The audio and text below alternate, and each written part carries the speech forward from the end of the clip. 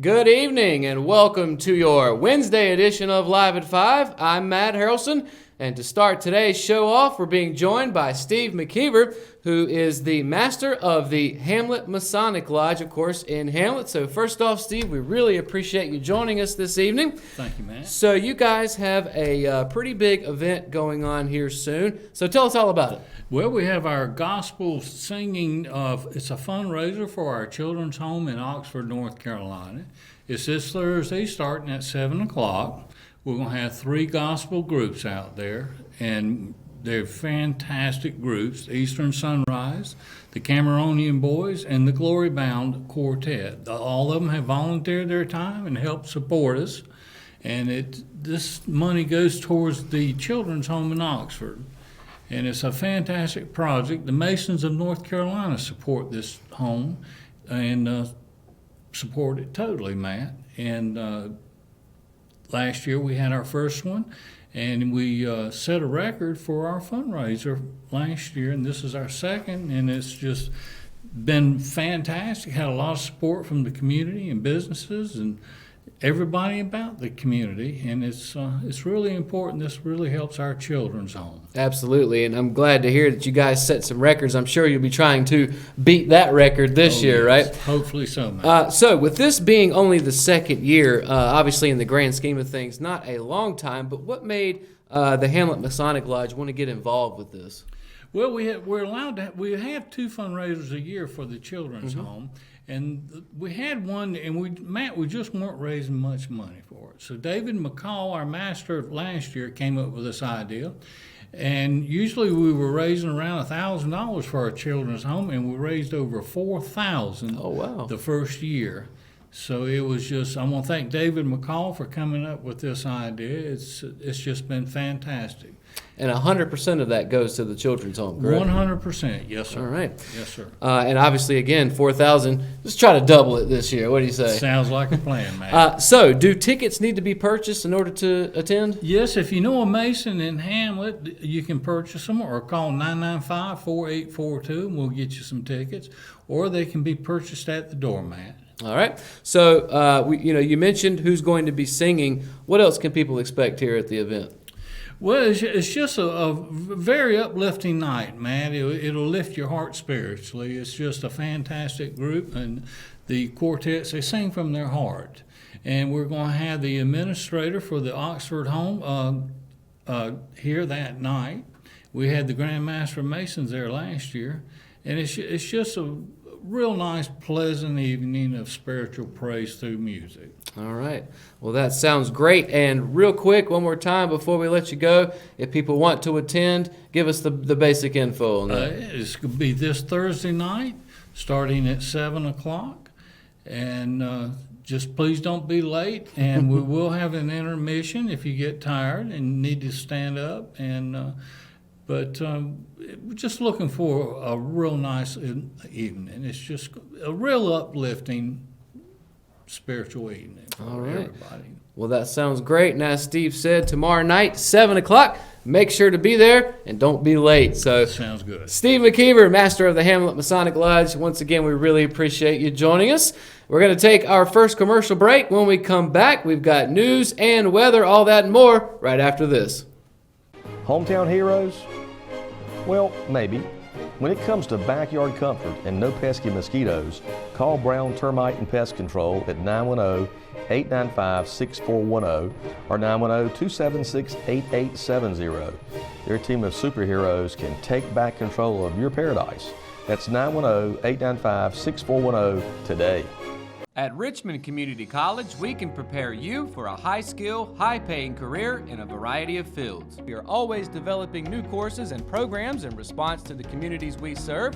We offer day, evening, and online courses, and you can now complete 7 curricular programs entirely online, including our university transfer degree. At Richmond Community College, we believe in helping you prepare for a better life. Richmond Community College, local college, big impact. Welcome back to Live at 5. An individual died after being hit by a train late Tuesday morning. The Rockingham Police Department confirmed Tuesday afternoon that an individual was struck by a train and is now deceased. The investigation is continuing. According to the Rockingham Fire Department, the incident occurred behind the taco factory between 10:30 and 11 a.m. No other details were given. More information is expected to be made available today. Last year, 18 people were killed and 13 others injured while trespassing on North Carolina railroad tracks, the North Carolina Department of Transportation reported in April. A Richmond County man is facing larceny charges after allegedly breaking into the same place 3 days in a row. According to arrest warrants, 24-year-old Frank Robert Marciniak of Horseshoe Road, not far from the South Carolina state line, broke into a building on Abe Lane, which is off of Horseshoe Road. The first alleged break-in occurred June 11th and 12th, according to a warrant, when Marciniak reportedly stole a belt buckle, an Amazon Echo Dot speaker, and $20. He is also accused of breaking in on June 13th, taking a .22 caliber rifle and an unspecified number of knives, and again on June 14th. Marciniak was arrested and booked into the Richmond County Jail at 1:50 a.m. Monday. He is charged with 2 felony counts each of breaking and entering and larceny after breaking and entering, and 1 misdemeanor count of B&E. He is being held under a $5,000 secured bond and is scheduled to appear in court on June 27th. An East Rockingham man is facing multiple drug charges, accused of selling more than 20 grams of methamphetamine to a confidential informant. Jimmy Fain Strickland Jr. of Flower Street allegedly sold meth from a Ford Explorer, according to warrants. He is accused of selling 0.9 grams to a confidential informant on April 5th. That same informant allegedly bought meth from Strickland several other times between April 22nd and June 13th, including one purchase of 26 grams. Strickland was arrested June 14th and charged with 5 counts of selling or delivering a Schedule II, 3 counts of possession with intent to manufacture, sell, or deliver a Schedule II, and 1 count of maintaining a vehicle, dwelling, or place for a controlled substance. He was booked into the Richmond County Jail, where he is being held under a $50,000 secured bond and is scheduled to appear in court on June 27th. Members of the Hamlet Middle School Beta Club will be coming back home as winners. Richmond County Schools announced late Tuesday that the club had teams place in 3 events at the National Junior Convention in Oklahoma City, Oklahoma. The team of Carson Dixon, Carly Leggett, Giovanni Gomez, Christy Jacobs, and Tyler Berry had the highest of the Hamlet Club's awards, with a third place win in the technology competition. Hadley Garner and Allie Moore placed 8th in 2D design, and the Quiz Bowl team, Garner, Berry, Gomez, and Leggett, came in 9th. All right, when we return, we've got your Live at 5 weather report. That's coming up right after the break, so stay tuned. McNair Auto Sales is the place to buy your pre-owned car, truck, or van. To be the best, it takes big selection, friendly staff, and great pricing. We guarantee a no-hassle buying experience, and financing is available right on site. So come see us today. We're located at 1026 East Broad Avenue in Rockingham. And remember, with over 40 years of experience, you know McNair is the name you can trust. At Richmond County Hospice, we strive to provide high-quality care to our patients and their families. Whether it's the incredible hospitality at the Haven House or from the comfort of your own home, you can count on hospice to be there for you. We also offer monthly grief support groups, and our chaplain will be there to hold your hand in prayer. Through our amazing staff and our volunteers, hospice has made difficult times easier for our community. Call the number on your screen if you feel that you or your loved one may benefit from our services. Richmond County Hospice. Peace, comfort, dignity. And welcome back to your Live at 5 weather report, brought to you by Willow Tree Antiques and Gifts. And as you take a look at downtown Rockingham, it is partly cloudy. Most of the cloud is clouds and sun out today. We didn't get the thunderstorms we were expecting, although the day isn't quite over with yet, so it could still happen at any point today. To be mindful of that. But other than that, it's been a pretty good day today. A lot of sunshine, some clouds. You can't really ask for a better day than this. Not as hot as it could be. But as we get into the temperatures tomorrow, You're going to start seeing some 90s popping back up again. And starting over with Fayetteville with a high of 91 and a low of 73. Of course, thunderstorms are back in the forecast again. 30% chance across the Sand Hills region. Lumberton, high of 92, low of 73. Not a lot of difference in the temperatures that we saw from yesterday's report as featured today. So I don't think you're going to see a whole lot of shift in the temperatures to move forward until we get later into the week, or a weekend, excuse me.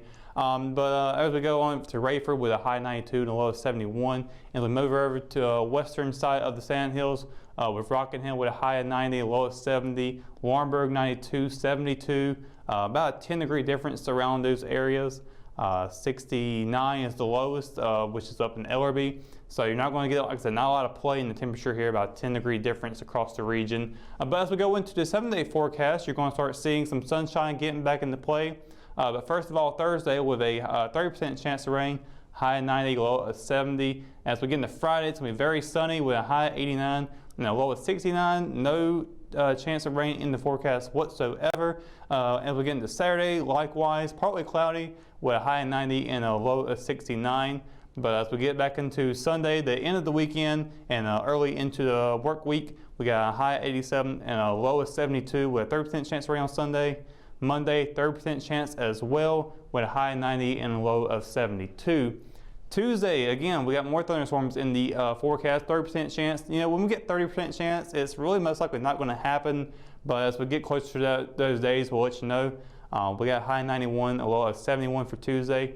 Wednesday, though, it's looking pretty great. Partly cloudy skies, high of 90 and low of 71. So, yeah, a mixture of different variations in the weather forecast for next 7 days. As we said yesterday, you know, we have everything but the snow. So that's going to do it for your Line 5 weather report. When we return, we've got your RO Sports update, and it's coming up right after the break, so stay tuned.